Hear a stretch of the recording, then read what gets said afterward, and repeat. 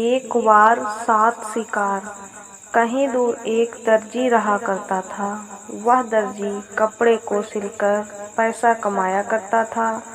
वह बस इतना ही कमा पाता था जितने से उसका जीवन चल सके।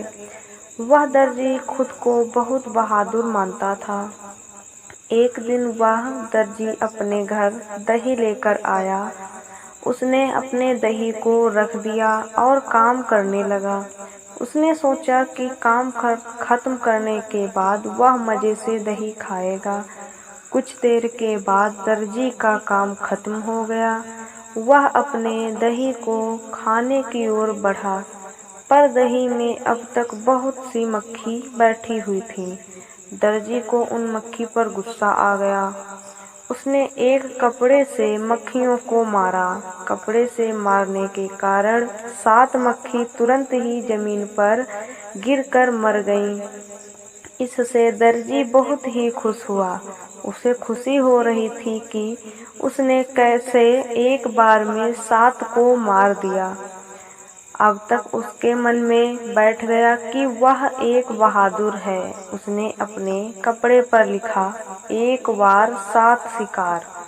वह अपने बारे में सभी को बताया करता था कि वह एक बार में 7 को मार सकता है। यह सुनकर सभी ही उसको बहादुर मानने लगे। एक बार उस राज्य के राजा को एक दानव से परेशानी हो रही थी। वह दानव राज्य के पास ही एक जंगल में रहा करता था। वह समय समय पर राज्य पर हमला करता और लोगों को मारकर खा जाता है। एक दिन राजा को पता चला कि राज्य में एक ऐसा बहादुर है जो कि एक बार में 7 शिकार करता है। राजा को लगा कि यही वह बहादुर है जो कि हमें उस दानव से आज़ाद करा सकता है। अगले दिन ही राजा ने उस बहादुर दर्जी को अपने दरबार में बुलाया। यह खबर सुनकर दर्जी रात भर सो न सका। उसे खुद पर गर्व हो रहा था। अगले दिन दर्जी दरबार में पहुंच गया। राजा से अपनी सारी समस्या दर्जी से कह डाली। दर्जी ने कहा, आप चिंता न करें, उस दानव को मैं कुछ समय में ही मार दूंगा। राजा ने दर्जी से कहा, तुम अपने साथ कुछ सैनिक और हथियार लेकर जाओ।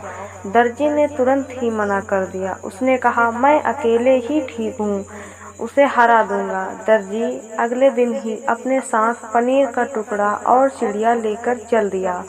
वह दर्जी जब जंगल में पहुंचा तो उसके सामने वह दानव आ खड़ा हुआ। दर्जी ने कहा, मैं तुम्हें मारने आया हूँ, आज मैं तुम्हें मार दूंगा।